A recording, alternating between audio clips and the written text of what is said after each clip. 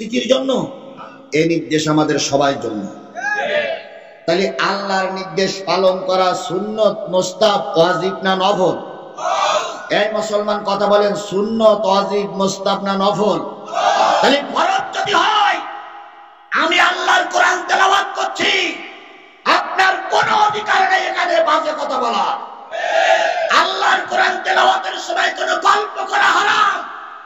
আল্লাহর কোরআন তেলাওয়াত করার সঙ্গে একজন আরেকজনের সঙ্গে কথা বলা হারাম, হারাম, হারাম। ওয়া রাহমাতুল্লাহি ওয়া বারাকাতুহু।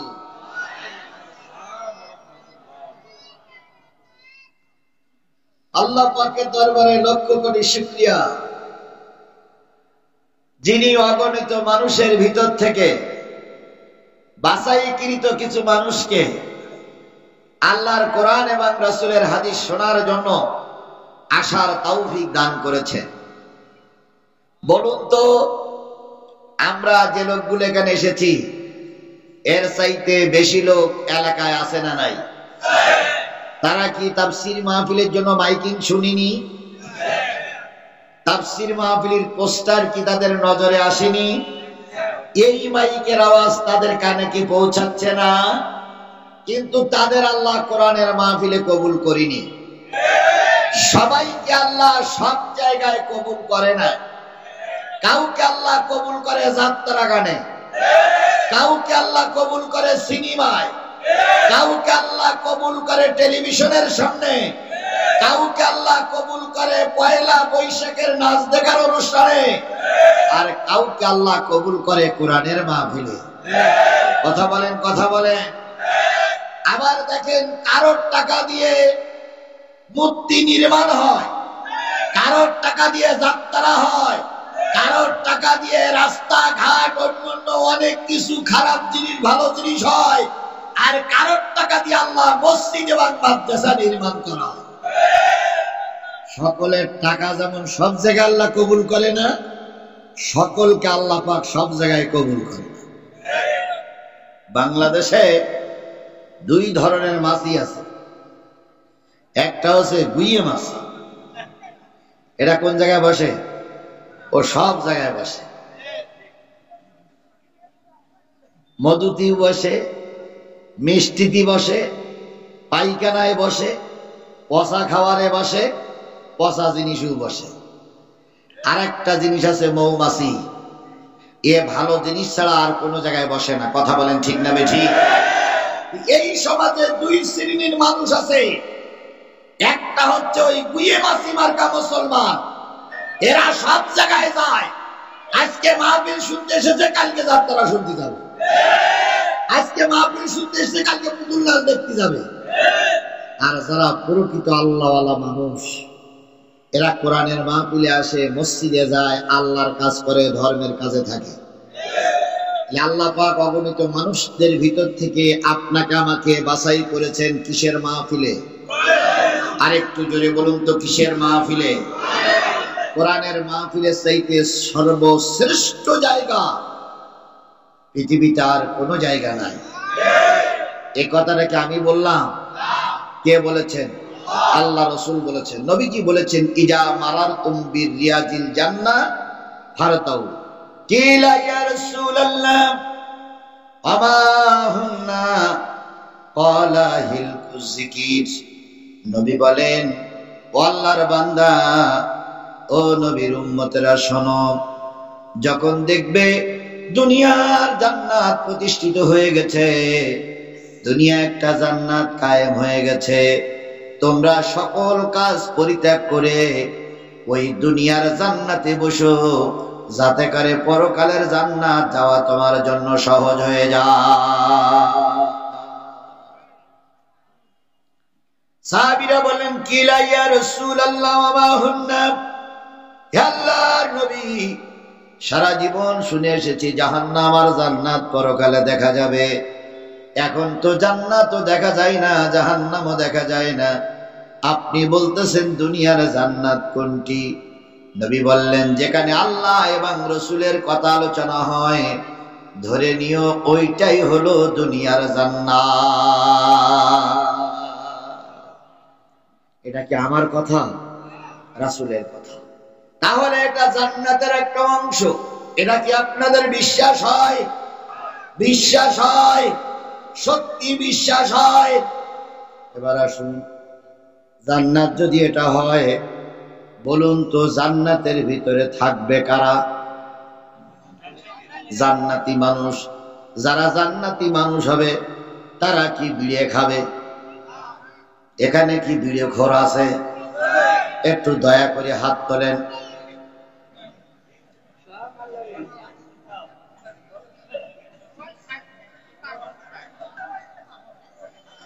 তাহলে বোঝা গেল মাহফিলে বিড়িয়ে খোর একটাও নাই। আলহামদুলিল্লাহ, আগামী বছর মাহফিল আর দেওয়ার দরকার নেই, যেহেতু বিড়িয়ে খোরেই নাই।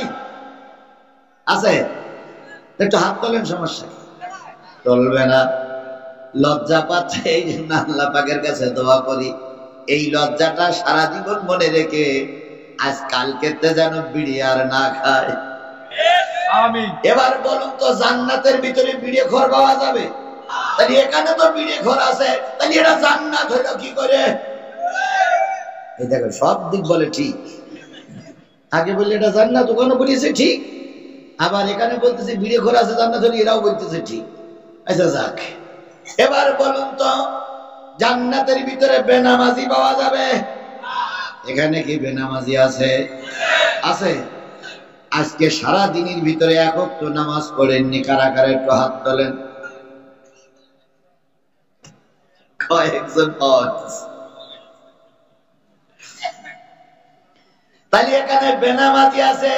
এখন আপনি আল্লাহ রসুল বলতেছেন এরা জান্নাত, কয়েকজন বেনামাজি আছে জান্নাতে যাওয়ার সময়, এই কজনের কি বাদ দেবেন? তাহলে বেনামাজি জান্নাতে যাবে কি করে? তাহলে এটা জান্নাতি এখান কেমন করে হলো? এরপরে বলুন তো জান্নাতের ভিতরে যারা যাবে তারা কি অপবিত্র অবস্থায় যাবে? সব যাবে কি অবস্থায়? পবিত্র অবস্থায়। এখানে সারাদিন পেশাব করে পানি নেয়নি এরকম লোক 2-4 জন এর ভিতরে আছে। পরের হক নষ্ট করা লোক জান্নাতে যেতে পারবে? জোরে বলেন পারবে? এখানে পরের হক নষ্ট করা লোক আছে না নাই? কোন জায়গায় হক নষ্ট করেছেন? আগের 15টা বছর ভোট হয়েছে, যার ভোট সে দিতে পারেনি, অথচ এক একজন 170টা করে ভোট মেরেছে। তাহলে একটা ভোট দেওয়া আপনার জন্য বাধ্যতা ছিল। আপনি 169 জনের হক নষ্ট করেছেন, সেই লোকগুলো হাত তোলেন।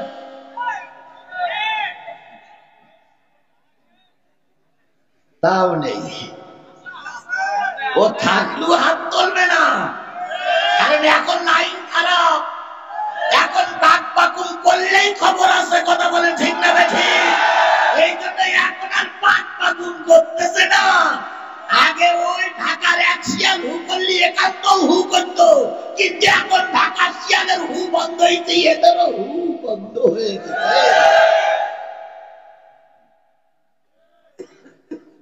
তাহলে এখানে সব ভালো মানুষ পাওয়া গেছে, সব রকম মানুষ এখানে আছে। তাহলে এরা জান্নাত হলো কি করে? এই জন্য জান্নাত এমন একটা জায়গা, সেখানে শুধু শান্তি আর শান্তি। কেউ কারোর নামে মিথ্যা মামলা দেবে না, কেউ কারোর পায়ে ধরে টানবে না, কেউ কাউকে কোনো ডিস্টার্ব করবে না, কেউ কারোর ডিস্টার্ব করবে না। এমন একটা শান্তিময় জায়গার নাম হলো জান্নাত। এবার বলুন এই মাহফিলে কতগুলো লোক হয়েছে বলে মনে হয়? কত? হেই হুই করে লাভ নেই। ও লোক একটা বলি ফেলেছে, আপনার কিছু ভালো লাগলে আপনি বলেন ও হেই হুই করতেছে। শেষ ও লোক যদি বক্সিং মারার, আপনি যদি বক্সিং মারেন ঠেকাতে পুলিশ লাগবে এখন। আচ্ছা আপনার কথায় 3000, ওর কথায় 2000, যাই হোক 2-3 হাজার লোক তো হয়েছে, তাই না ভাই? কি শোনার জন্য এসেছেন? আরো জোরে বলেন। রাজনৈতিক নেতৃবৃন্দ আছে, শ্রদ্ধেয় ডাক্তার ভাই আছে, বিএনপি জামাতের লোক আছে, আওয়ামী লীগের লোক ঘাপটি মিলিয়ে আছে। আমি ওদিকে নাই গেলাম। যদি 3000 মানুষ পলান বাড়ির ময়দানে সমাবেশ করত, এই 3000 লোক যদি আওয়ামী লীগ, বিএনপি অথবা অন্য কোন দলের সমাবেশ করত, এই সমাবেশ ওই 3000 লোকের ঠান্ডা করতে কয়শো পুলিশ প্রয়োজন হতো? কমপক্ষে 50 জন পুলিশ চারিপাশে বসে থাকতো, যাতে করে হুলুস তুলুস না হয়। তারপরেও দেখা যায় পুলিশের সামনে কিল ঘুষি শুরু হয়েছে, তাহলে ওটা জান্নাত তাই জান্নাত না, তাই ওখানেই মারামারি হয়। আর এটা আল্লাহর জান্নাতের বাগান। জান্নাতে যেমন কোনো মানুষের অশান্তি থাকবে না। চেয়ে দেখো রাস্তার লোক, চেয়ে দেখো বাড়ির লোক, 4-5 হাজার লোক এখানে ওয়াজ শুনতেছে, সকলের দৃষ্টি একমাত্র কোরআনের দিকে। কোন হুলুস তুলুস নাই, কোন দাঙ্গা হাঙ্গামা নাই, কোন মারামারি নাই। কারণ মুসলমানরা তার জীবনের চাইতে আল্লাহর কোরআনকে বেশি ভালোবাসে। এই জন্য কোরআনের কথা শুনলে মানুষের মনের ভিতরে আর অন্য কোনো চিন্তা ভাবনা থাকে না। এই জন্য আল্লাহ রসুলের ভাষায় এই জায়গাটা জান্নাত। সেই জান্নাতের ভিতরে আপনি আমি এসেছি, কে আসার সুযোগ দিলেন? সেই আল্লাহর শুকরিয়াটা আস্তে না জোরে, আরেকটু জোরে বলুন, আস্তে না জোরে, তাহলে কারোর জবান বন্ধ থাকবে না। সকলে মিলে বলছি আলহামদুলিল্লাহ। বলুন তো, মানুষের চাইতে সুন্দর আর পৃথিবীতে কিচ্ছু আছে? আল্লাহ নিজেই বলেছেন, ওয়ালাকাদ কাররামনা বানি আদম, আমি বনি আদমকে সবচেয়ে সুন্দর করেই তৈরি করেছি। সুবহানাল্লাহ বলে। মঞ্চে যারা বসে আছেন দেখেন, এক একজনের চেহারা এক এক রকম। নিচে যারা বসে আছে এক একজনের চেহারা এক এক রকম। ডাক্তারেরা প্যারাসিটামল তৈরি, কি বলে কোম্পানি প্যারাসিটামল তৈরি করে, সব প্যারাসিটামল একরকম, সব প্যারাসিটামল একরকম। কিন্তু আল্লাহ পাক কোটি কোটি মানুষ তৈরি করেছে, কোনটার সঙ্গে কোনটার মিল নাই। কেন মিল নাই? আমার হাতের মতন আপনার হাত পাওয়া যাবে, আমার পার মতন আপনার পা পাওয়া যাবে, আমার বডির মতন আপনার বডির সাইজ পাওয়া যাবে, আমার ওজনের মতন আপনার ওজন পাওয়া যাবে, কিন্তু আমার চেহারার মতন দ্বিতীয় অন্য কোন চেহারাধারী লোক পাওয়া কেন যাবে না? এই গলার থেকে নিচে পর্যন্ত এইগুলো সব তৈরি করেছে ফেরেশতারা। আদমের যখন তৈরি করলো, গলার থেকে এই নিচের দিক পর্যন্ত সব তৈরি করেছে কারা? আর আল্লাহ রাব্বুল আলামিন বললেন, ও আমার ফেরেশতারা, মুখমণ্ডলটা তুমি তৈরি করো না, মুখমণ্ডলটা তৈরি করার জন্য আমাকে দায়িত্ব দাও। আদমের মাথার কাছে স্বয়ং আল্লাহ বসে গেলেন, কোথায় নাক দেওয়া লাগবে, কোথায় চোখ দেওয়া লাগবে, কোথায় কান দেওয়া লাগবে, কোথায় গাল দেওয়া লাগবে, গালের ভিতরে কোথায় জিহ্বা দেওয়া লাগবে, মাথায় কি পরিমাণ চুল দেওয়া লাগবে, দাড়ি পুরুষের উঠবে নারীর উঠবে না, এ সবগুলো তৈরি করেছেন আমার আল্লাহ নিজে কুদরতি হাতে। এই জন্য বলা হয়, যদি কারোর সঙ্গে কোনো রাগারাগি হয়, দয়া করে সব জায়গায় আঘাত করবা। কি বলে? মুখে আঘাত করবা না, কারণ মুখে আঘাত করলে আমার আল্লাহ অসন্তুষ্ট হয়ে যায়। পৃথিবীর সর্বশ্রেষ্ঠ সবচেয়ে সুন্দর হলে মানুষ, এর চাইতে সুন্দর আর পৃথিবীতে কিচ্ছু হতে। বাদশাহ হারুন আর রশিদের নাম শুনেছেন আপনারা? ওনার একজন স্ত্রী ছিল, নাম হলো জোবাইদা। দুইজনের সঙ্গে বিরাট। জোবাইদা বলেছিলেন, মানুষের পানির জন্য একটা ঝর্ণা খাল কেটে দিতে হবে। বাদশাহ হারুন আর রশিদ খাল কেটে দিয়েছিলেন। এই জুবাইদার বাদশাহ হারুন আর রশিদ একদিন চাঁদের রাত্রিতে বাড়ির আঙিনায় দুই চেয়ারে দুইজন বসে প্রেমের গল্প করছে। হঠাৎ করে বাদশাহ হারুন আর রশিদ বলতেছে, জুবাইদা, আকাশে দেখেছো কত সুন্দর চাঁদ উঠেছে? কই, দেখেছি স্বামী। এবার বাদশাহ হারুন আর রশিদ বললেন, বলো তো, তুমি সুন্দর নয়, চাঁদটা সুন্দর। জুবাইদা চিন্তা করলেন, স্বামী আমারে দারুণ ভালোবাসে, এখন যদি বলি আমি সুন্দর, নিঃসন্দেহ কি হবে? অহংকার হবে। আল্লাহ সব জিনিস সহ্য করে, অহংকার কখনো আল্লাহ সহ্য করে না। আমাদের দেশের একদল নেতারা বলেছিল 41 সাল পর্যন্ত থাকবো, আর একজনেরা বলেছিল আমরা পালাই না। তারা এখন দেশে আসে না, টোপলা টুপলি বেঁধে দিয়ে চলে গেছে। বাংলাদেশের যে কয়টা রাজনৈতিক দল ছিল, কোন রাজনৈতিক দলের নেতা পালিয়ে যায়নি। শুধু একটা দলের নেতা অহংকার করার কারণে দেশ ছেড়ে পালাতে হয়েছে।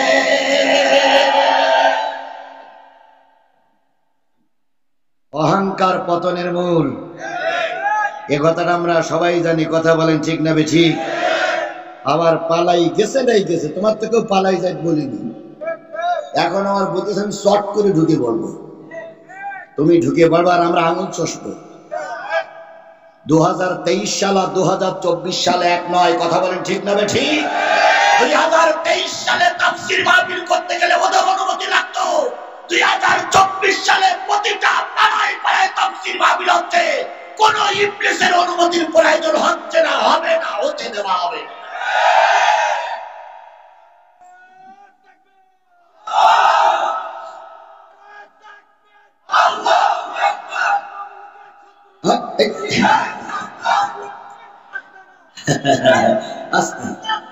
আচ্ছা, কোন দলের নাম ধরে মিছিল মিটিং না, এটা কোরআনের মাহফিল, কোরআনের হালাতেই চলুক। আমরা যতটুকু পারি ইশারা ইঙ্গিতে দেখার জন্য চেষ্টা করি।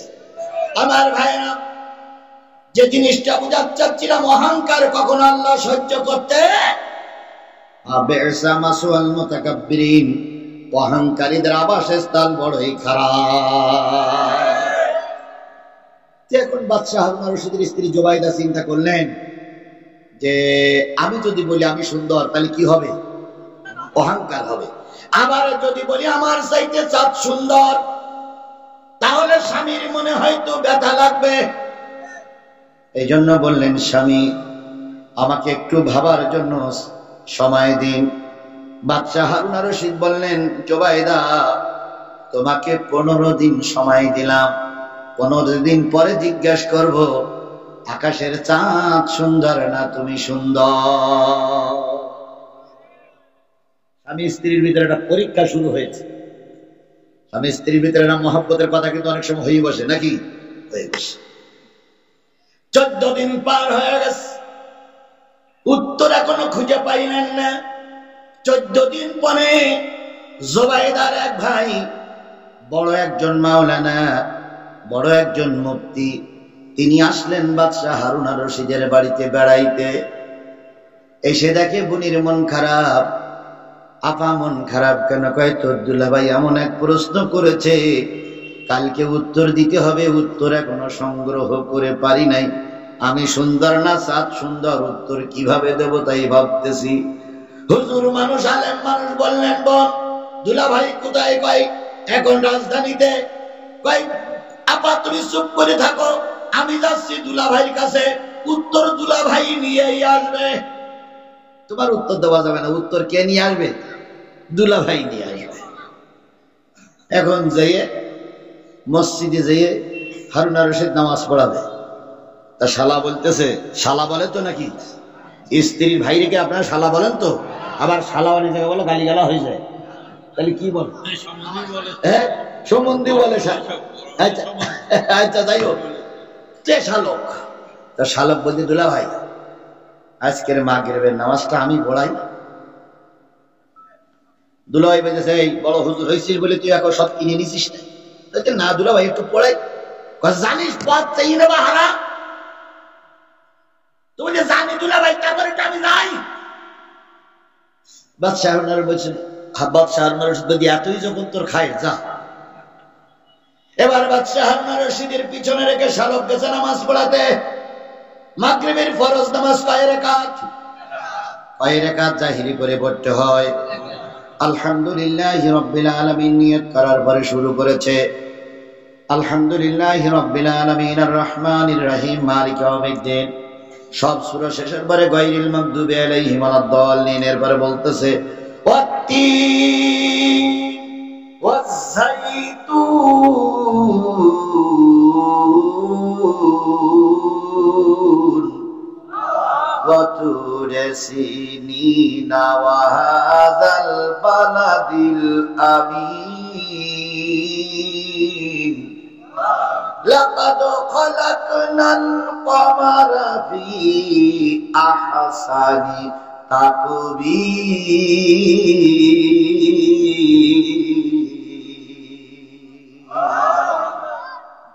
পিছন দিক থেকে বাদশাহ হারুন আর রশিদ লোকমান দিচ্ছে লাকাদ খালাকনাল ইনসানা ফি আহসানি তাকবীর।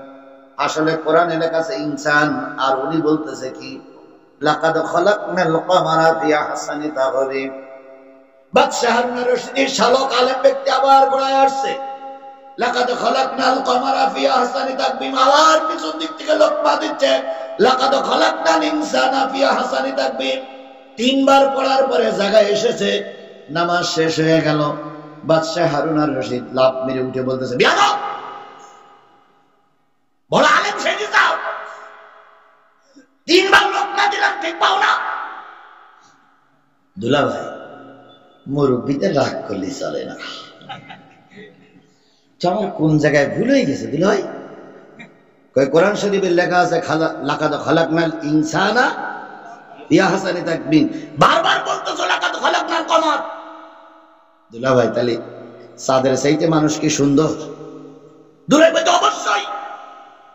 তাই যদি হয়, তুমি আমার আপাকে কেন জিজ্ঞেস করলে চাঁদ সুন্দর না মানুষ সুন্দর? আল্লাহ নিজেই বলেছে মানুষ সুন্দর। কে বলেছেন?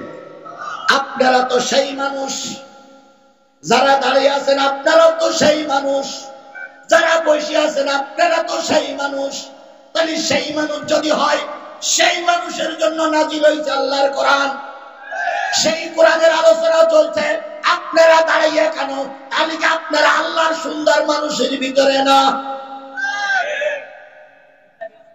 যদি আল্লাহর সুন্দর মানুষের ভিতরে আপনি পড়েন, জায়গা থাকলে আপনাকে কোরআনের মাহফিলে বসার জন্য অনুরোধ করছি। যদি জায়গা না থাকে আমি অনুরোধ করব না। যদি জায়গা থাকে কোরআনের মাহফিলে বসুন, আর যদি জায়গা না থাকে দাঁড়িয়ে শুনবেন। তবু কোরআনের মাহফিল থেকে দূরে সরে যাওয়া যাবে না। তাহলে আল্লাহ পাক সর্বোত্তম সৃষ্টির সেরা জীব হিসেবে আপনাকে আমাকে তৈরি করেছেন। এই জন্য আবার আল্লাহর দরবারে শুকরিয়া, আলহামদুলিল্লাহ। সর্বকালের সর্বশ্রেষ্ঠ মহামানব জনাবে মুহাম্মদ রাসূলুল্লাহ সাল্লাল্লাহু আলাইহি সাল্লামের দরবারে লক্ষ কোটি দুরূদ আর সালাম। আবারও বলছি সাল্লাল্লাহু আলাইহি ওয়াসাল্লাম। বন্ধুগণ, মাগরিবের পর থেকে আলোচনা চলছে। এখন দেখতে দেখতে 11টা পার হয়ে গেছে না? এতক্ষণ আপনারা বসে আছেন, কি শুনতেছেন, কি শোনার জন্য বসে আছেন? যারা দোকানে, ওই রাস্তায় যারা ঘুরতেছেন, বাজারে যারা চা পানি খাচ্ছেন বা বাদাম খাচ্ছেন, তারা একটা মিনিট আমার কথা শুনুন। মঞ্চে যারা বসে আছেন, নিচে যারা বসে আছেন, একটা মিনিট কথা শুনুন, তারপরে যার যা ভালো লাগে সেইটাই করবেন। আল্লাহ বলতেছেন ওয়াইজা কুরিয়াল কোরআন ফাসতামিউ লাহু ওয়া আনসিতু লাআল্লাকুম তুরহামুন। যখন তোমাদের সামনে কোরআন পড়া হবে, এই কোরআনগুলো তোমরা চুপচাপ বসে বসে শোনো। কার নির্দেশ? আপনি আসেননি ভালো কথা, কোরআনের মাহফিলে আপনি এসেছেন, আপনাকে অবশ্যই কোরআন চুপচাপ বসে বসে শুনতে হবে। নির্দেশ কার? জোরে বলেন, নির্দেশ কার? এই নির্দেশ কি শুধু সভাপতির জন্য? এই নির্দেশ কি শুধু প্রধান অতিথির জন্য? এই নির্দেশ কি শুধু বিশেষ অতিথির জন্য? এই নির্দেশ আমাদের সবার জন্য। তাহলে আল্লাহর নির্দেশ পালন করা সুন্নত, মুস্তাহাব, ওয়াজিব না নফল? এই মুসলমান কথা বলেন, সুন্নত, ওয়াজিব, মুস্তাহাব না নফল? তাহলে ফরজ যদি হয়, আমি আল্লাহর কোরআন তেলাওয়াত করছি, আপনার কোনো অধিকার নেই এখানে বাজে কথা বলা। আল্লাহর কোরআন তেলাওয়াতের সময় কোনো গল্প করা হারাম। আল্লাহর কোরআন তেলাওয়াত করার সময় একজন আরেকজনের সঙ্গে কথা বলা হারাম, হারাম, হারাম। আল্লাহ রসুল বলেছেন আল্লিমু ওয়া ইউসিররু, আল্লিমু ওয়া ইউসিররু, আল্লিমু ওয়া ইউসিররু। যতক্ষণ মানুষ শুনবে তোমরা কোরআনের আলোচনা করো। ওয়াইজা গাদাবতা ফাসকুত, যখন দেখবে কোরআনের মাহফিল মানুষ শুনতেছে না, বন্ধ করে দাও। সুতরাং আমি আপনাদের কাছে অনুরোধ করছি, আমি কোরআনের কথা বলছি, আমার বাবার কথা বলতে আসিনি। কথা বলেন ঠিক না বেঠিক? এখানে আওয়ামী লীগ, বিএনপি, জামাত, জাতীয় পার্টি সর্বদলীয় লোকের মধ্যে আমি কোরআনের কথা বলছি। আল্লাহর কোরআনের মাহফিলে বিয়াদবি করলে খোদার গজব নাযিল হবে। আল্লাহর কোরআনের মাহফিলে আদবের খেলাফ করলে আল্লাহর গজব নাযিল হবে। আসছেন সওয়াবের জন্য, যে কি হবে কি নিয়ে? গুনাহ নিয়ে। দয়া করে কোরআনের মাহফিল আদব রক্ষা করুন। দয়া করে সবাই কোরআনের মাহফিল আদব রক্ষা করুন। যদি মনে করেন হুজুর আমরা থাকবো না, ছোট্ট একটা চিরকুট দিবেন, সঙ্গে সঙ্গে মোনাজাত। তবুও দয়া করে কোরআনের মাহফিলের সঙ্গে বিয়াদবি করা যাবে না। আল্লাহ আমাদের সবাইকে কবুল করুক। এরপরে আসুন, আল্লাহ নবী বলেন আল কোরআনু শাফিউম মুশাফফা আমা হিল্লু মুসাদ্দিকানি মান জাআলাহু আমামাহু কাদ্দাহু ইলাল জান্নাহ ওয়া মান জাআলাহু খালফাহু সাকাতাহু ইলান নার। এই কোরআন এমন একটা কিতাব, কিয়ামতের দিন কারোর পক্ষে সুপারিশ করবে আর কারোর বিপক্ষে আল্লাহর কাছে নালিশ করবে। এই কোরআন এমন একটা জিনিস, এই কোরআন কারোর পক্ষে সুপারিশ করে টেনে টেনে কোথায় নিয়ে যাবে, আর কাউকে ধাক্কা মেরে কোথায় নিক্ষেপ করবে। সাহাবীরা বলেন ইয়া রাসূলুল্লাহ, কাদেরকে টেনে জান্নাতে নিয়ে যাবে আর কাদেরকে ধাক্কা মেরে জাহান্নামে নিক্ষেপ করবে? নবীজি বললেন যারা এই কোরআনকে ইমাম বানাবে। কি বানাবে? এবার বলুন তো, সর্বদলীয় লোক এখানে আছেন, সবার কাছে বলি ইমাম সামনে থাকে না পিছনে থাকে? জোরে বলেন, ইমাম সামনে থাকে না পিছনে থাকে? তাহলে কোরআনকে যারা সামনে রেখে চলবে, কোরআন মেনে যারা চলবে, এই কোরআন তাদেরকে টেনে টেনে কোথায় নিয়ে যাবে? আর একটু জোরে বলেন, কোথায় নিয়ে যাবে? আর এই কোরআনকে যারা পিছনে রাখবে, ওই লোকটা যখন রোজে মহাশরের ময়দানে চলতে শুরু করবে, কোরআন আচমকা পিছন দিকে একটা ধাক্কা দিয়ে তারে জাহান্নামে দোজখে নিক্ষেপ করবে। আপনি কি কোরআনের সঙ্গে জান্নাতে যেতে চান, না ধাক্কা খেয়ে জাহান্নামে যেতে চান? আপনি কি কোরআনের সঙ্গে জান্নাতে যেতে চান, না কোরআনের ধাক্কা খেয়ে জাহান্নামে যেতে চান? জান্নাতে যেতে চান। তাহলে কোরআনকে আমরা কোথায় রাখবো? তাহলে আপনার সামনে কি? আমরা যারা মঞ্চে বসে আছি, অতিথি সহ, আরিফুল সহ, সভাপতি সহ, আমাদের সামনে কি? তাহলে যদি কেউ এখান থেকে চলে যায়, তার পিছনে পড়বে কি? তাহলে আমরা কোরআন পিছনে রাখবো না সামনে রাখবো? তাহলে নিয়ত করতে আমার সময় 12টা পর্যন্ত, আর মাত্র খুব বেশি হলে 40-45 মিনিট আলোচনা চলবে।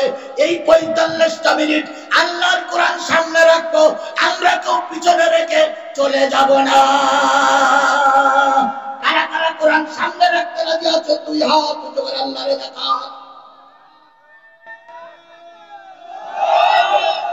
আল্লাহ আমাদের সবাইকে কবুল করুক।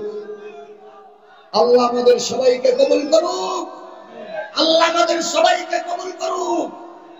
আরো জোরে বলেন আমিন। সমাধান চাও যদি জীবনে মরণে, ফিরে যাও খুঁজে নাও চোখ রাখো কোরআনে। সমাধান চাও যদি জীবনে মরণে, ফিরে যাও খুঁজে নাও চোখ রাখো কোরআনে। এ বাণী সকলের নয় শুধু মুমিনের।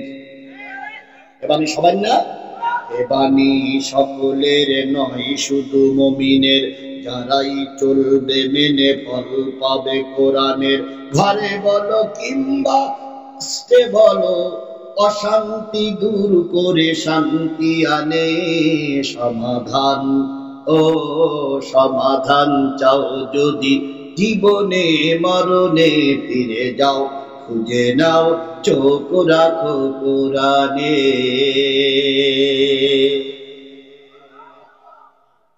এই কোরআনের মাহফিল আমি সূরা আল ইমরানের 133, 34, 35 তিনটা আয়াত তেলাওয়াত করেছি। ওই তিনটা আয়াতের পরে ভিত্তি করে এখনই কথা শুরু হবে। আমার মোনাজাত না হলে আপনি চলে যেতে পারবেন না, কারণ আপনি হাত উঁচু করেছেন। আরে দেখাই আছেন, যদি আমার আগে আপনি চলে যান কিয়ামতের দিনে কোরআন আর আমি বলবো আল্লাহ আমারে ময়দানে ফেলাই দিকে ওরা পালাই গিয়েছিল। তবে আমি জানি পলাশবাড়ির সাদুল্লাহপুরের মুসলমানেরা রাজপথে জীবন দেয়, এরা পিঠ দিয়ে ফিরে আসে না। গোটা বাংলাদেশ যখন অরাজকতা চলছিল, পলাশবাড়ির যুবকেরা উত্তরবঙ্গের সমস্ত জেলা এরাই ব্যারিকেড দিয়ে বন্ধ করে দিয়েছিল। তোমাদের ইতিহাস গোটা বিশ্বের লোক জানে, সুতরাং পলাশবাড়ির লোক বুক দিতে পারে, পিঠ দিতে পারে না। তাহলে আমি কোরআনের কথা বলবার আপনি চলে যাবেন? যদি কেউ যায় বুঝতে পারে কাপুরুষ, ওরা ইসলামের চূড়ান্ত দুশমন, ওরা আল্লাহর রাসূলের দুশমন। তাহলে আমরা কোরআনকে বুকে ধারণ করে চলবো ইনশাআল্লাহ। বলুন তো এই কোরআন কিসে লেখা? কাগজে লেখা, কাগজে লেখা। এ ছেলেটা কে বলেন তো? হাফেজ। এই ছেলেটার যে দাম কোরআনের চাইতে ওর দাম বেশি, কারণ ওর দেলে আছে কি? কথা বলেন, কথা বলেন, কথা বলেন। ওর দেলে আছে কি? এইটা হলো জিন্দা কোরআন। আর এই কোরআন আগুন লাগাই দিলে কি হয়ে যাবে? এখন আমেরিকার প্রেসিডেন্টের নাম কি? না, এক শয়তান আইছে না, নতুন করে এক শয়তান আইছে না, সেই সে তো পাশ করিয়েছে ট্রাম্প।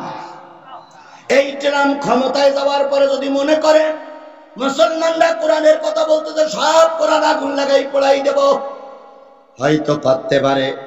কিন্তু জেনে নিও ট্রাম্প সাহেব, আমরা 1 মাসের ভিতর আবার নতুন কোরআন তৈরি করতে পারবো, কারণ আমাদের গোটা পৃথিবীতে আছে 1 কোটির উপরে কোরআনের হাফেজ। তাওরাতের হাফেজ নাই, জবুরের হাফেজ নাই, ইনজিলের হাফেজ নাই, ত্রিপিটকের হাফেজ নাই, একমাত্র গোটা বিশ্বে 1 কোটি কোরআনের হাফেজ আছে। ওই হাফেজ গুলো মার পেটের থেকে বেরিয়েছে আর হাফেজ হয়ে গেছে।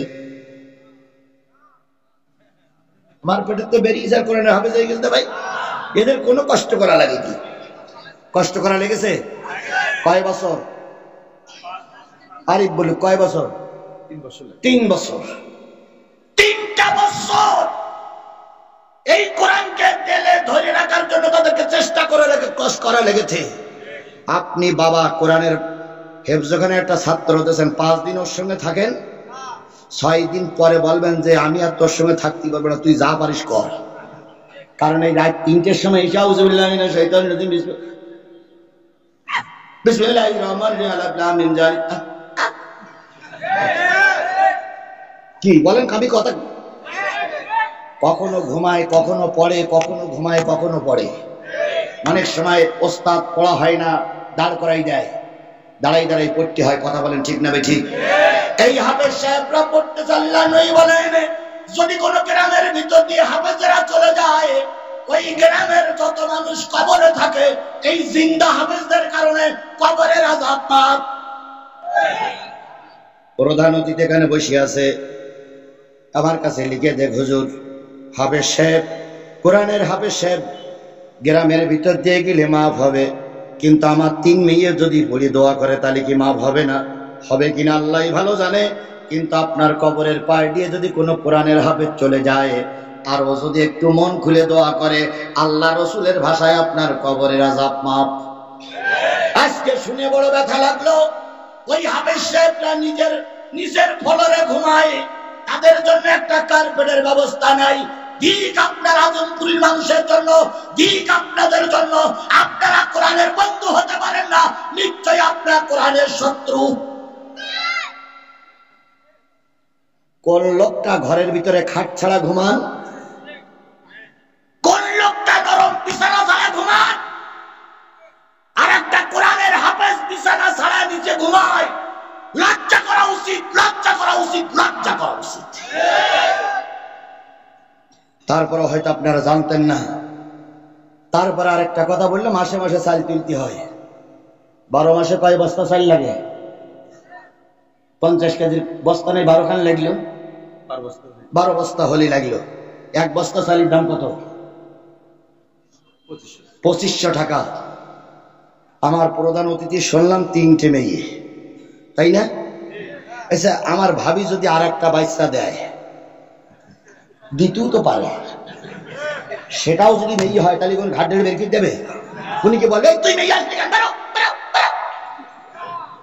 আর যদি একটা ছেলে হয়, কি কি বলেন বলেন বলেন বলেন, তাহলে ছেলে দেওয়ার মালিককে, মেয়ে দেওয়ার মালিককে। আমি কোরআন শপথ করে বলতেছি, আমি ইতিমধ্যে 4টা জায়গায় ছেলে মেয়ের জন্য দোয়া করেছি, 4টা জায়গায় আল্লাহ কবুল করেছে।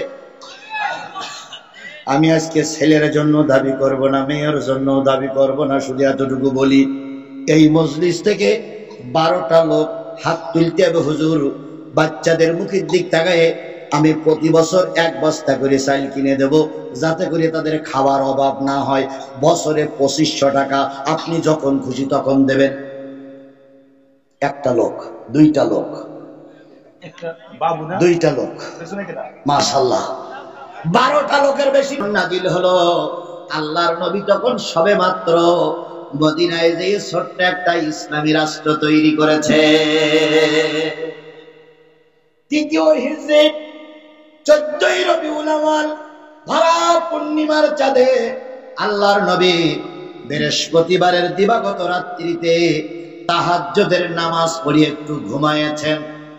আয়াতটার প্রেক্ষাপট বলতেছি, কিসের নামাজ পড়ে ঘুমাইয়েছেন? আরো জোরে বলেন। ও আমার পলাশবাড়ির মুসলমানেরা, তাহাজ্জুদ নামাজ পড়তে হয় কখন? আর একটু জোরে বলেন। কেউ বলতেছে গভীর রাতে, কেউ বলতেছে শেষ রাতে, কেউ বলতেছে রাত 12টার পরে। কোনটা সঠিক? আর একজন বলতেছে 1টার পরে। কোনটা সঠিক? সবগুলো সঠিক না। যদি সবগুলো সঠিক হয় তাহলে তাহাজ্জুদ হবে না, কারণ যে সরকার পালিয়ে চলে গেছে ওই সরকার ক্ষমতায় আসার সাথে সাথেই 11টার সময় 12টা বাজাইলো। এই কথা বলেন, কথা বলেন। 11টার সময় 12টা বেজে গেল আমাদের দেশে। তাহলে 11টার সময় যদি 12টা বাজে আর ওই সময় যদি কেউ তাহাজ্জুদ পড়ে, তাহলে তাহাজ্জুদ কি হবে? হবে না। সঠিক মাসলা হলো মাঝরাত্রির পরে, শবে সাদেকের আগে।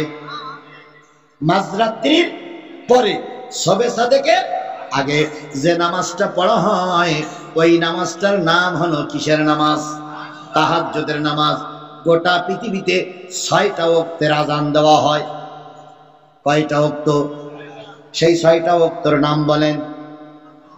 ফজর, যোহর, আসর, মাগরিব, ইশা। আর একটা তাহাজ্জুদ। তাহাজ্জুদ বাংলাদেশে কোন মসজিদে আযান হয় না, কিন্তু যারা হজ করেছেন তারা দেখবেন প্রতি শেষ রাত্রিতে তাহাজ্জুদের জন্য মক্কা এবং মদিনায় আলাদা আযান দেয়। যারা হজ করতে গেছেন তারাই জানবেন। আল্লাহ পাক আমাকে বড় হজ কবুল করাইছেন, উমরাও কবুল করাইছেন। তাহলে তাহাজ্জুদের সময় হলো মাঝরাত্রির পরে, শবে সাদেকের আগে। আল্লাহর নবী বৃহস্পতিবারের দিবাগত রাত্রিতে তাহাজ্জুদের নামাজ পড়ে ঘুম পড়েছেন। ঘুমায়ে নবীজি ডান কাতে শুয়ে একটা স্বপ্ন দেখতেছেন। একজন বলতেছে, কে যেন বলতেছে, ও নবী আগামীকাল ফজরের নামাজ পড়ে সাহাবীদেরকে নিয়ে একটা নির্ধারিত দিকে আপনি চলে যাবেন। দিকটাও আল্লাহ পাক বলে দিলেন। এই দিকে যেতে যেতে যেতে যেতে এক সময় পথের মাথায় চলে যাবেন। পথের মাথায় যে জিনিসটা পাবেন সেই জিনিসটা আপনি খেয়ে ফেলবেন। খেয়ে ফেলার পর পথ আবার পরিষ্কার হবে, আবার চলতে শুরু করবেন। চলতে চলতে আর একটা জিনিস পাওয়া যাবে, সেই জিনিসটা আপনি মাটির ভিতরে পুঁতে ফেলবেন, কবর দেবেন। আবার চলতে শুরু করবেন। চলতে চলতে একটা বড় গাছ পাবেন, এই গাছের নিচে একটা ছোট্ট পাখি পাবেন, ওই পাখিটারে নিচের কাছে আশ্রয় দিবেন। আবার চলতে শুরু করবেন। চলতে চলতে আগের পাহাড়ের চাইতে বড় একটা পাহাড় পাইবেন। ওই পাহাড়ের পাদদেশে একটা মরা উট পাইবেন। ওই উট থেকে আপনি পালাইয়ে মদিনার মসজিদে চলে আসবেন। এই স্বপ্ন যখন নবীজি দেখতেছিলেন, বেলাল তখন মদিনার মসজিদে আযান দিলেন, আসসালাতু খায়রুম মিনান নাওম।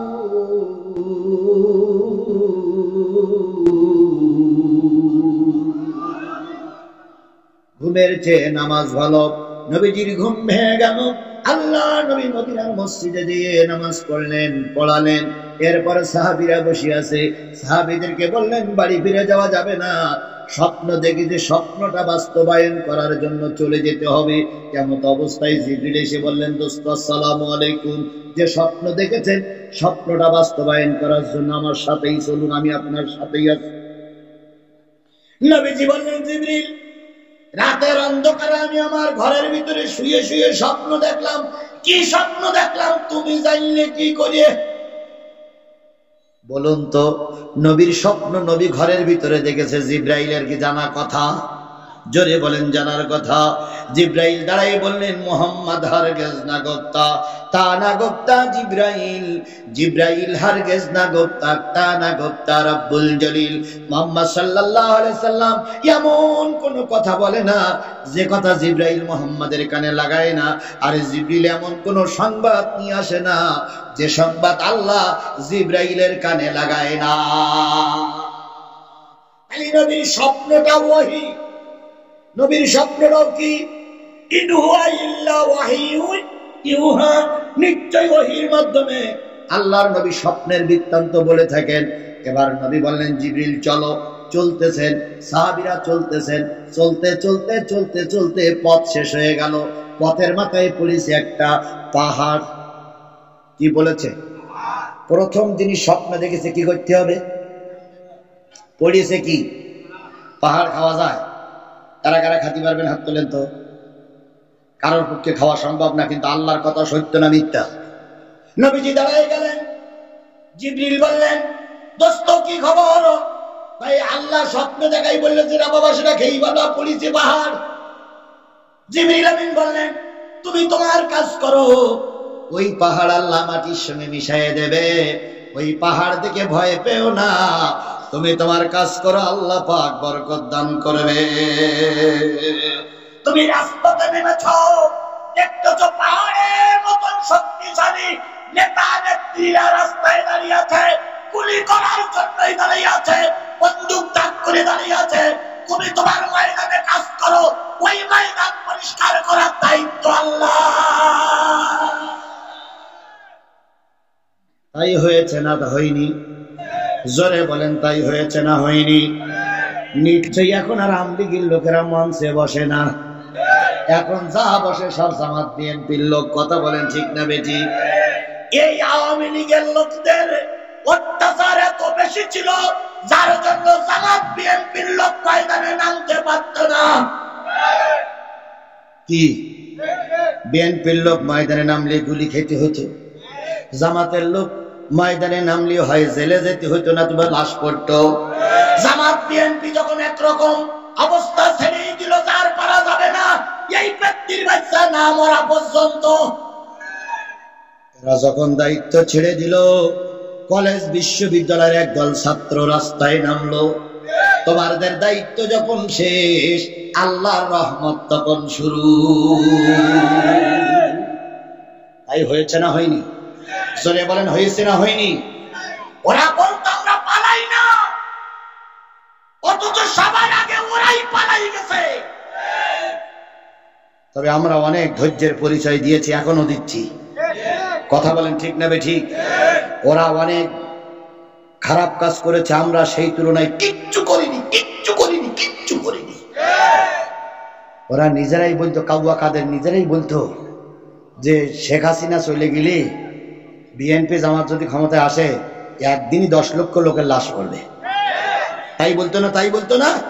যদি তোমাদের এই কথা সত্য হতো, একটাও হাই স্কুল প্রাইমারিতে চাকরি করতে পারতে না।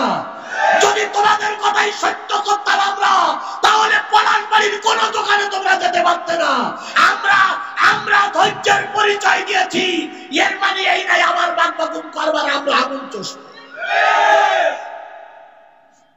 এখন আবার কিছু লোক গর্তের ভিতর থেকে মুখ বের করে বলতেছে, আমাকে শেখ হাসিনা আবার আসবে। কি তাই বলতেছে না? তাই বলতেছে না? শুনে রাখো, শিক্ষিত মানুষের এখানে বসে আছে, পৃথিবীর কোন স্বৈরাচার একবার পালিয়ে যাওয়ার পরে নতুন করে সেই দেশে আর সরকার গঠন করতে পারেনি। এটা পৃথিবীর ইতিহাস বলে। সুতরাং আমার এই 52 বছরের ভিতরে সবচেয়ে বড় স্বৈরাচার ছিল আওয়ামী লীগ। এর চাইতে বড় স্বৈরাচারী দল বাংলার ইতিহাসে আর একটাও ছিল না। আমরা এরশাদের গালাগালি দিই উনি নাকি মুনাফিক, কারণ উনি শেখ হাসিনার সঙ্গে সরকার গঠন করে 15টা বছর আমরা আমাদের ভোট দিতে দেইনি। তারপরে ওনার রায় হওয়ার পরে উনি দেশে ছিলেন, বিদেশে চলে যায়নি। খালেদা জিয়া রায় হলো, জেল খাটলো, বিদেশে চলে যায়নি। বাংলাদেশ জামাত ইসলামী শীর্ষ নেতারা ফাঁসির কাস্টে ঝুলেছে। আল্লামা সাঈদী 13টা বছর জেলখানায় দুকে দুকে বলেছে, তবু বাংলাদেশ জামাত এবং শিবিরের ছেলেরা ময়দান ছেড়ে পালাই যায়নি। তোমরা এত ক্ষমতা জোর তোমাদের, একবার একটু নাড়া দিছি, ছেলেরা নাড়া দিছে, আর যাবি নাই যাবি মামুর বাড়ি দিল্লিকে পড়েছে। কথা বলেন, কথা বলেন, কথা বলেন। এখন দিল্লির কিছু কিছু লোক বলতেছে আমরা বাংলাদেশের সঙ্গে সম্পর্ক ছিন্ন করব। ভাইরে, ওই ভয় আমাদের দেখাইও না, ওই ভয় আমাদের দেখাইও না। কথায় বলে আমার চাইতে দল বড়, দলের চাইতে দেশ বড়, দেশের চাইতে ঈমান বড়। কথা বলেন, কথা বলেন, কথা বলেন। আরে ভাই দেখাও, এখনো তোমাদের কলকাতা সহ তোমাদের ইন্ডিয়ায় বহুত লোক পায়খানা পেশাব করে রাস্তার পাশে। কলকাতা ট্রেন লাইনের পাশে ওরা সব, আপনারা গেছেন কিনা, আমি গেছি, ট্রেন লাইনের পাশে মেয়ে পুরুষ সব সকালবেলা হলে কাপড় উঁচু করে বসে পায়খানা করে। আমার দেশের কোন লোক কাপড় উঁচু করে রাস্তায় পায়খানা করে? তাহলে তোমরা কারে ভয় দেখাও? আমার দেশে যদি দুর্নীতি না হতো, আল্লাহর কসম ভারতকে আমরা গোনার কোন সময় ছিল না। শুধুমাত্র দুর্নীতির করার কারণে আমার দেশটা এখন তলনিতে পড়ে গেছে। ডাক্তার মোহাম্মদ ইউনূসকে বলে আপনি একা নয়, আপনি একা নয়, 18 কোটি মানুষ আপনার পাশে আছে। এসকনের মতন সন্ত্রাসী জঙ্গির কাছে আমরা মাথা নত করতে রাজি না। কথা বলেন, কথা বলেন, কথা বলেন। প্রয়োজনে আবার একটা বিপ্লব হবে, প্রয়োজনে ছাত্রদের সঙ্গে আমরাও রাস্তায় নামবো, প্রয়োজনে রাস্তায় লাশের স্তূপ পড়বে, তবু ভারতের চক্ষু রাঙানিতে আমরা পিছনে যাব না, যাব না, যাব না, যাব না।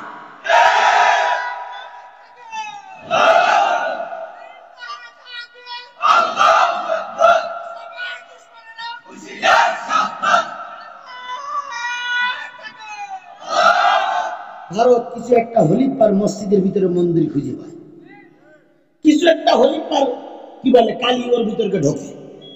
কেন কালী মসজিদের ভিতর ঢুকে কেন? আর কোন ঢোকার জায়গা পায় না, নজিরশরী কালী মসজিদের ভিতর ঢোকে। এই জন্য কালী গেছে মুসলমান, তোরা বুঝতেছিস? কথা বলেন, কথা বলেন, কথা বলেন। আমাদের বাবরি মসজিদ ভাঙলো, ওখানে নাকি শিব মন্দির ছিল। শিব ওখানে গেল কেন? ভারতে এত জায়গা আছে, শিব অন্য কোন জায়গায় থাকতে হলে বাবরি মসজিদ হুজুরটা ভারতে ঢুকলো কেন? আবার এখন কয়েকদিন আগে বলতেছে ওই যে কি বলে আজমির শরীফে নাকি রাম মন্দির আছে, রামের আর থাকার জায়গা নেই, হুজুরির পাশে কে থেকে যাও।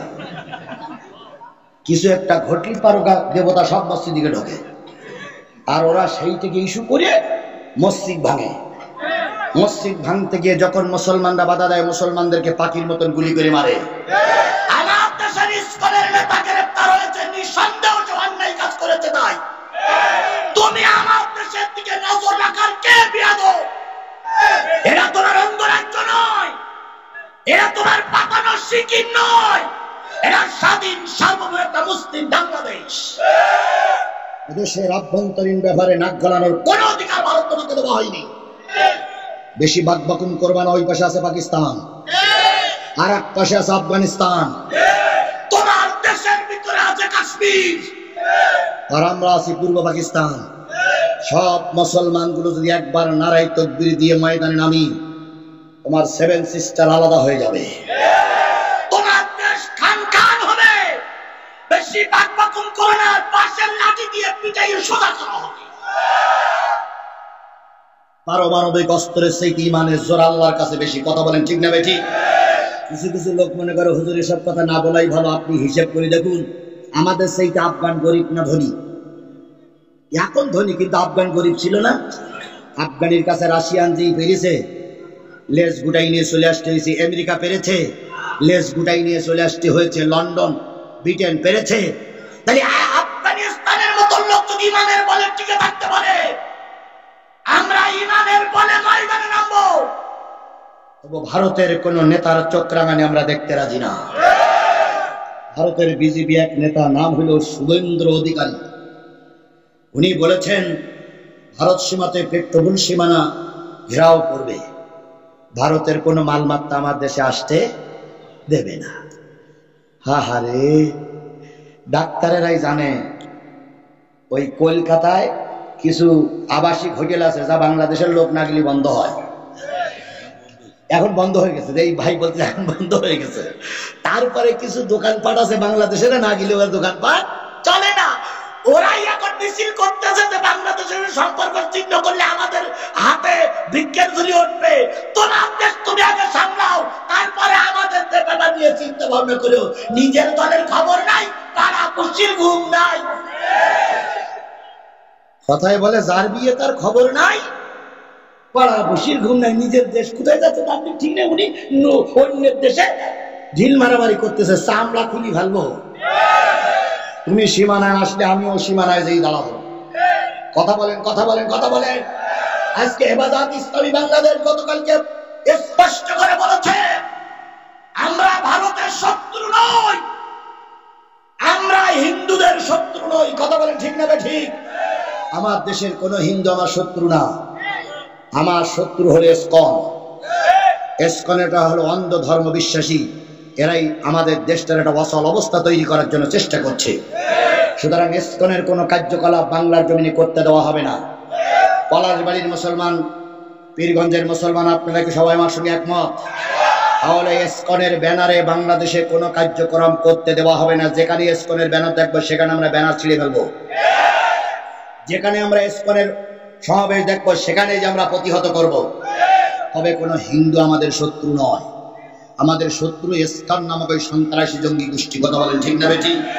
সত্য জিনিসটা বুঝতে উল্টো বোঝার কোনো সুযোগ নেই। আল্লাহ নবী পাহাড়ের কিনারায় দাঁড়ালেন, তো সামনে পড়েছে কি? জিবরিল বললেন, দোস্ত তুমি তোমার কাজ করো, আল্লাহ আল্লাহর কাজ করবে।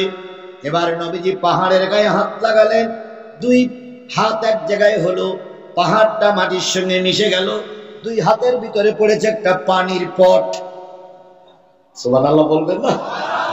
পাহাড় মাটির সঙ্গে মিশে গেল, পড়ল কি? আল্লাহ নবী চোখ খুলে দেখে এক পট পানি। জিবরিল বলেন, আল্লাহ কি বলেছে? কয় যেটা পাবো সেইটাই খেয়ে ফেলতে হবে। কয় পানিগুলো খেয়ে ফেলেন। নবীজি পানিগুলো খেয়ে ফেললেন। আবার চলতেছে, চলতেছে দেখে দুই পাশে দুইটা রাস্তা চলে গেছে, মাঝখানে ছোট একটা ঘর। জিবরিল আমিন বলেন, এরা কি করার কথা? আল্লাহ বলেছে এটা মাটির ভিতরে পুঁতে ফেলতে হবে। কয় মাটির ভিতরে পুঁতে ফেলুন। নবীজি পুঁতে ফেললেন। আবার চলতেছে, যেয়ে দেখে বিরাট একটা বড় গাছ। সে যে গাইছে গাছেই হোক, বলুন তো যেদিন সকালবেলা চলতেছে ওই দিনটার নাম কোন দিন? শুক্রবার, জুমার দিন। নবীজি গাছের নিচে দাঁড়িয়ে দেখলেন একটা ছোট্ট পাখি কাকুতির সঙ্গে বলতেছে, ইয়া রাসূলুল্লাহ, ওই মগডালে বসে আছে শেখ হাসিনা। তার মানে মগডালে বসে আছে জালেম। আর আমি একজন জামাত বিএনপির কর্মী, মহা বিপদে পড়ে গেছি, হুজুর আমাকে একটু আশ্রয় দেন। আল্লাহর নবী, আল্লাহ পাক স্বপ্ন দেখালো যে নিরাশ্রয় ব্যক্তি তারে কি করো? আশ্রয় দাও। নবীজি নিরাশ্রয় ব্যক্তিকে আশ্রয় দিয়ে চললেন। এবার পথ শেষ হয়ে গেল, পাহাড়ের পাদদেশে পড়িয়াছে মরা একটা উট। ওই উটির চামড়া কেবাকারা খুলে নিয়ে গেছে, গোশতগুলো শিয়ালে টানে, কুকুরে টানে। নবী এবার দাঁড়াই বলেন, হাইরে হাইরে উট, 1 ঘন্টা আগে তোর জীবনের দাম ছিল, 1 ঘন্টা আগে তোর কথা অনেকেই শুনতো, কিন্তু তোর এখন কাজ শেষ হয়ে গেছে, তোর কথা আর এখন কেউ শোনে না। ওখান থেকে নবীজি চলে আসলেন নিজের এলাকায়, ওখান থেকে নবীজি চলে আসলেন নিজের এলাকায়। ওই দিন কি বার? এই মুসলমান স্পষ্ট করে বলুন, ওই দিন কি বার? আল্লাহ নবী জুমার নামাজ পড়ার পরে জিবরাইলকে ডেকে বললেন, জিবরিল, স্বপ্নে কয়টা জিনিস দেখা হলো? এই চারটা জিনিসের ব্যাখ্যা তুমি করে তারপরে যাবা। জিবরিল এবার ওই চারটা জিনিসের ব্যাখ্যা শুরু করলেন। জিবরিল ব্যাখ্যা করেছিলেন, আমিও কোরআনের আয়াত আর হাদিস দিয়ে সেই ব্যাখ্যাটুকু করব। ওই ব্যাখ্যাটুকু করতে আমার আর ঘড়ি ধরে হয়তো 20টা মিনিট সময় লাগতে পারে। এই 20টা মিনিট সময় কি আপনারা দিতে রাজি আছেন? এতক্ষণ উঠে গেছেন, বসেছেন, চলেছেন, ফিরেছেন, কারোর কাছে কোনো দাবি করিনি। এখন এই চারটা জিনিসের ব্যাখ্যা করতে আমার 20টা মিনিট সময় লাগবে। এই 20টা মিনিট সময় কি আপনারা দিতে রাজি আছেন? আল্লাহ আপনাকে আমাকে শেষ মোনাজাত পর্যন্ত কবুল করুন। তাহলে আর দেরি না, চলুন তো নবীজি প্রথম স্বপ্ন দেখে কি খেয়ে ফেললেন? পাহাড় খেয়ে ফেললেন। জিবরিল আমিন বললেন, দোস্ত এটা হলো মানুষের রাগ। ব্যাখ্যা শুরু হয়েছে, এটা মানুষের কি? যদি মানুষের পাহাড় পরিমাণ রাগ আসে শরীরে, এই পাহাড় পরিমাণ রাগ যদি ইসলামের জন্য, ধর্মের জন্য, নিজের বিবেককে কাজে লাগিয়ে পাহাড় পরিমাণ রাগ যদি কেউ হজম করতে পারে, আল্লাহর জান্নাত তার জন্য অবধারিত। যদি এই কথাটা আমি বলে যাই, কালকে আওয়ামী লীগ, বিএনপি, জাতীয় পার্টি, জামাত ইসলামের 4 নেতা এক জায়গায় বসে বলবে জিহাদিরা বলেছে, তার কোনো দলিল নেই। দলিল এবার আমি দেই। আল্লাহ পাক বলতেছেন, ওয়াসারিজু ইলা মাগফিরাতিন মির রাব্বিকুম ওয়া জান্নাতিন আরদুহাস সামাওয়াতু ওয়াল আরদ উইদ্দাত লিল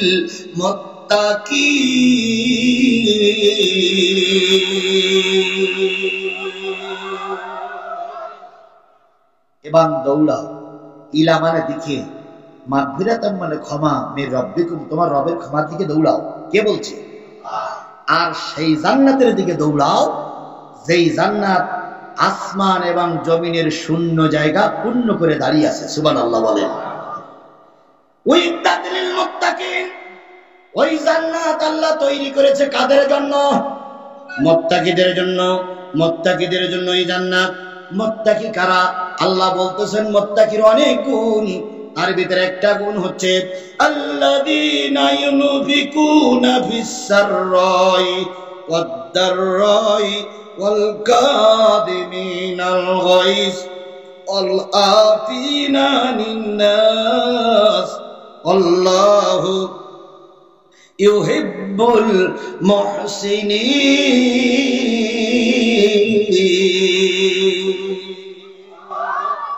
মুত্তাকিদের অনেকটা গুণের ভিতরে একটা গুণ, মুত্তাকি সুখে থাকলেও দান করে, দুঃখে থাকলেও দান করে। মুত্তাকি কাযিমিনাল গায়জ, রাগ আসলে হজম করে। কারো জন্য? আরো জোরে বলেন, কারো জন্য? ভাই মোনাজাত করে দেব? তাহলে এই কয়জন লোক উঠলো কেন? আমি কয় মিনিট চাই নিছি? আমি দেখেছি তখন 50 বাজে। তাহলে আর 20 মিনিট হলে 10 হবে না ভাই? তো 10-এর পরে আপনি যেন আমি আপনার নিশ্চিত করবো না, 10টা মিনিট।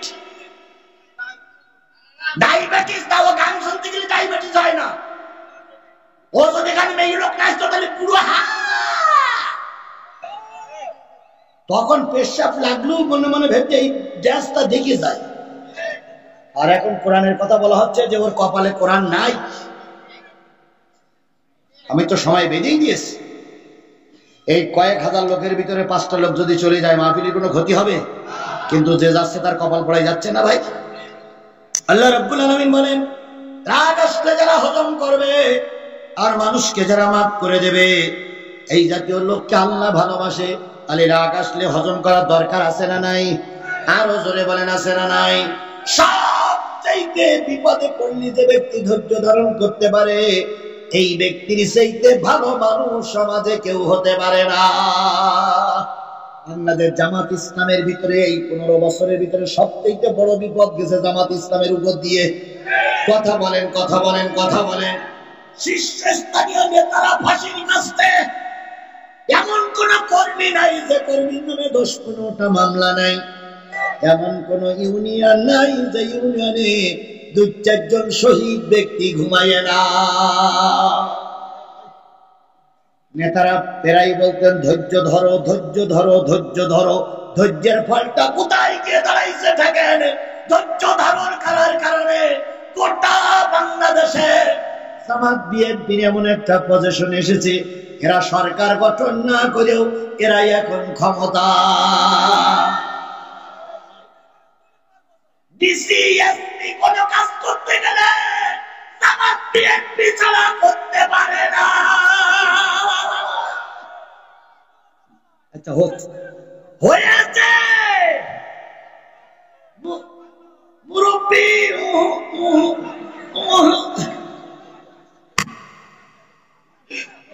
মুরব্বী খেপে গেছে আজকে। আরে চা খাওয়াও। আচ্ছা হয়েছে বাবা, তাহলে এ সম্মান কে দিয়েছেন? আরো জোরে বলুন কে দিয়েছেন? সেদিন যদি বিপদে পড়ে আমরা হতভম্ব হয়ে যেতাম, ময়দান ছেড়ে দিতাম, ওই বাতিলেরা আরো অনেক দিন ক্ষমতায় থাকতো। এই জন্য প্রবাদে আছে, রেগে গিলে না হেরে গিলে। রেগে গেলাম না কি গেলাম? হেরে গেলাম। প্রত্যেক বিচারালয়ে লেখা আছে, রেগে গেলেন তো হেরে গেলেন। বিচারকের মাথায় যদি রাগ আসে, বলা হয়েছে আপনি আর ওই দিন এজলাসে বসতে পারবেন না। কারণ রাগের বশীভূত হলে মানুষ অনেক কিছু করে ফেলে। কথা বলেন ঠিক নেবে ঠিক? এবার শব্দ বললেন ঠিক। এইবার আপনাদের কাছে জিজ্ঞেস করি, রাগের প্রয়োজন কম বেশি আছে না নাই? একেবারে যদি রাগ না থাকে তাহলে জনগণ আপনার ঘরের ভিতরে বসে পায়খানা করবে। আরে সেই পায়খানা সেটে সেটে খাইতে আর বলতেছে আমি রাগ করি না। এই জন্য মাঝে মাঝে রাগেরও একটু প্রয়োজন আছে না না? আল্লামা সাঈদীর একটা ওয়াজ আমার প্রায় মনে পড়ে। সাপ গেছে পীর সাহেবের কাছে মুরিদ হতে। এটা আপনাদের জানা আছে নাই? তো সাপ গেছে পীর সাহেবের কাছে মুরিদ হতে। পীর সাহেব বলছে তুই সাপ, রাগী লোক, রাগী প্রাণী, আমি তোর মুরিদ করবো না। হুজুর আমি মুরিদ হবই। কই না, তুই জাব্বার কামড়াস, আমার দুর্নাম হবে। হুজুর আমি আর কামড়াবো না। তো পীর সাহেব বলছে তোর বিশ্বাস হয় না? তাই না, মুরিদ করি দেখেন। এটা বলো কোন হাদিসের কথা না, উনি একটা উদাহরণ দিচ্ছে যে রাগ একটু দরকার আছে, তাই আমি বলতেছি ওই কথা না। তো সাপ মুরিদ হয়ে গেছে। মুরিদ হওয়ার পরে সাপ চিন্তা করলো আবার রেগে গেলে তো মুরিদ থাকবে না, আমি লোকালাই থাকবো না। ও মাঠের ভিতরে চলে গেছে। চলে ধান খেতের এক আলির ভিতরে পড়িয়ে আছে। উকেন পড়ে আল্লাহ আল্লাহ করে, উকেন পড়ে যা পারে করে। এখন ধান পেকে গেছে, মহাজন ধান কাটতে গেছে। ধান কেটে মনে করলো আসার সময় কিছুটা ধান মাথায় করে বাড়ি নিয়ে যায়। তো বাড়ি ওই ধানের আটি বাঁধতে হবে, তা দড়ি নেই। তো দড়ি খুঁজতে খুঁজতে দেখে আলির পরে এক দড়ি পড়িয়ে আছে। তো ওরে যেই ধরিয়ে ওর ওই মাথা আর লেজ একসঙ্গে আটি বেঁধেছে। তো বলতেছে আল্লাহ কেন যাই মুরিদ হয়ে গেলাম, যে মানুষ আমার দিকে ভয় পায় আর সেই মানুষ আমাদের দড়ি বাঁধতেছে। তো বেঁধে টেঁধে নিয়ে আসছে, বাড়ি এনে ধানের বোঝা খুলে, বস্তা প্যাকেট খুলে ধানের বোঝা খুলে ও দড়ি বলছে যা তোর আর কাজে লাগবে না যা। তো দূরে গিয়ে পড়িয়েছে, লেজের দিকটা খানিকটা ছিঁড়ে গেছে আর মাথা বেঁকে একদিক গেছে। তো ও ৩-৪ দিন ওখানে ধৈর্য ধরে নিজেকে একটু সামলাইয়ে সম্বরণ করে ৫ দিন পর পীর সাহেবের কাছে গেছে। যাই বলছে হুজুর আমি আর আপনার মুরিদ থাকবো না। কেন, কি হয়েছে? আপনি বলিলেন ধৈর্য ধরতে, ধৈর্য ধরার কারণে দেখেন আমার কি অবস্থা হয়েছে। আমার ঘাড় গেছে বেঁকিয়ে, লেজের অর্ধেক নেই। তো পীর সাহেব সব শুনে বুঝে বলছে এই সাপের বাচ্চা সাপ, আমি তোর কামড়াতে নিষেধ করিলাম, কিন্তু তোর কি ফোঁস করতে নিষেধ করিলাম? যখন ওই লোক তো ধরতে আসলে একবার ফোঁস করে উঠতি না কেন, ও ১৪ গোষ্ঠী ভারতে চলে যেত। তুই একবার ফোঁস করে উঠলি দেখতিস ও ১৪ গোষ্ঠী ভারতে চলে যেত, ওর কোন গোষ্ঠী পলাশ বাড়ি থাকতো না। তোর কামড়াতে না ইংলিশে তোর ফোঁস করতে নিষেধ করিস কিনা।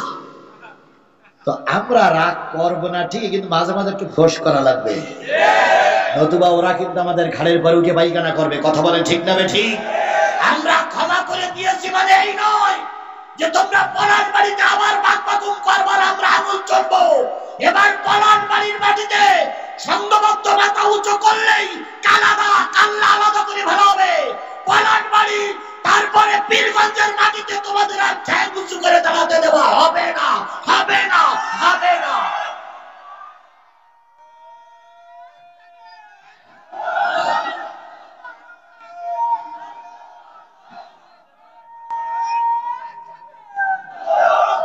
আমার কথা কি বোঝেন আপনারা? কথা কি বোঝেন? বুঝলেন তো বোঝেন, না বুঝলেন তো কচু। কিছু কিছু লোক মনে করে হুজুর মনে হয় নরম হয়ে গেছে, প্রশ্নই ওঠে না। এই পলাশ বাড়ি মাহফিল করতে এসে অনেক মাহফিলের থেকে পালাই যেতে হয়েছে। এই পলাশ বাড়ি মাহফিল করতে এসে অনেক মাহফিলে লাইট অফ করে দিয়ে টুপি খুলে ময়দান ছেড়ে যেতে হয়েছে। এখন কি সে পরিবেশ আর আছে? জোরে বলেন, সে পরিবেশ আর আছে? এখন ডাইনে বামে পিছনে সামনে সব কোরআনের সৈনিক। এখন প্রশ্নই ওঠে না কথা গোপন করা। এখন কারোর বাবার শক্তি নেই মাইক কেড়ে নেবার, কারোর বাবার শক্তি নেই বক্তার সামনে হুঙ্কার দেওয়া। কেউ যদি হুঙ্কার থাকতে আসে চিপ্পা টেনে কুকুরের খাওয়ানো হবে। হাজরামি যা করেছো করেছো, আর বাংলার মাটিতে ফাজলামি করতে দেওয়া হবে না, হবে না, হবে না।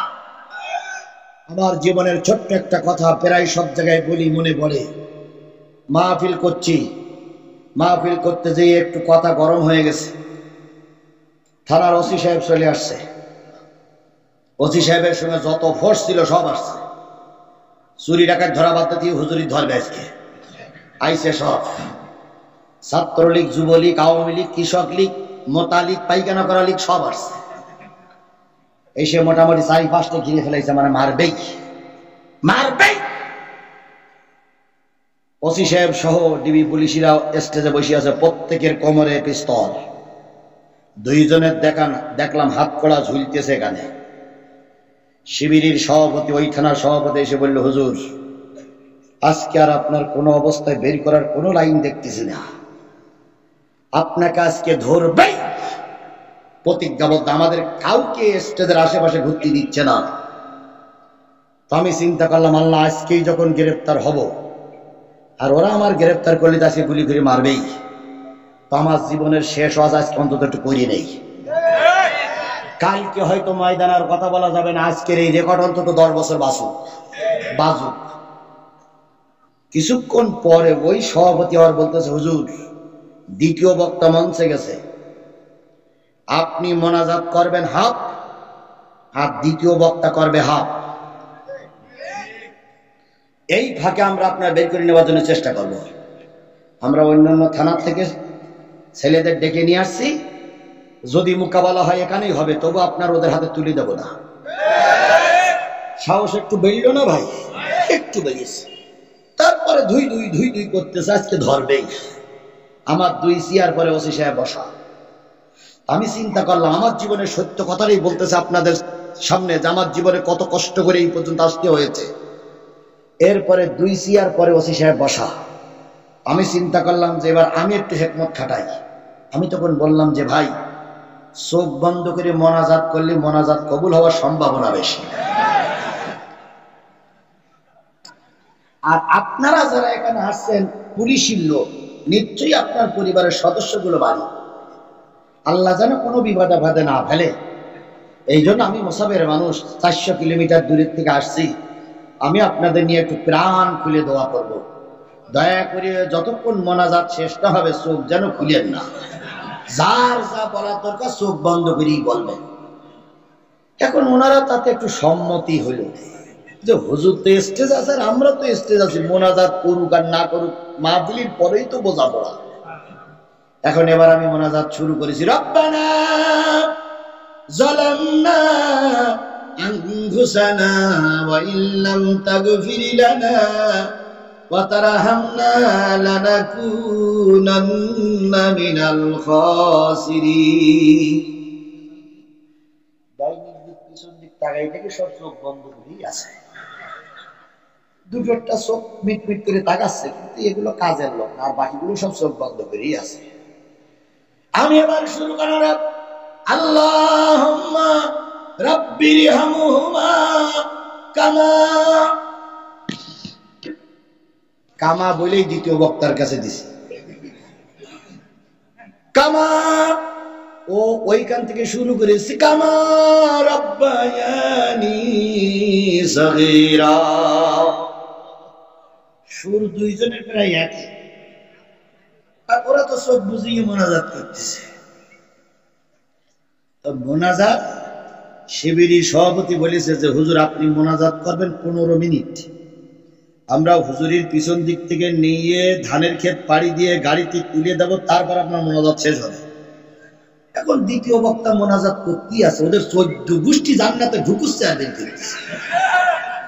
14 গোষ্ঠীর একবারে দিকটা একবারে দিয়ে মুজিবানের পর্যন্ত জান্নাতে ঢুকাইতেছে। দিয়ে দিয়ে যেই বলিছে লা ইলাহা ইল্লাল্লাহু মুহাম্মাদুর রাসূলুল্লাহ, ওসি সাহেব ডাইনির দিক থেকে, দারোগা সাহেব বামের দিক থেকে, ছাত্রলীগ যুবলীগ সামনের দিক থেকে, আর কি বলে ডিবিরা পিছন দিক থেকে সে হুজুরি ধরিস। এতক্ষণ ওয়াজ করলেন না রাজনীতি করলেন? বলতেছি বাবা দেরি কর, বগুড়ার কথা বলতেছি, বগুড়া। এতক্ষণ ওয়াজ করলেন না রাজনীতি করলেন? আমি বললাম কেন? ওই দ্বিতীয় বক্তা বলতেছ কেন? আপনি এই বলেছেন সেই বলেছেন। দ্বিতীয় বক্তা বলতে কোন লোক বলেছে? জিহাদি বলেছে। তা আমি কি জিহাদি নাই? দ্বিতীয় বক্তা বলছে আমি কি জিহাদি নাই? আপনার লোকের কাছে শুনে দেখেন কি আমি কি সেই লোক নাই? তো ওসি সাহেব জিজ্ঞেস করতে এ লোক সে লোক না? তো বলতেন না স্যার এ দ্বিতীয় বক্তা। সে লোক কেন কই?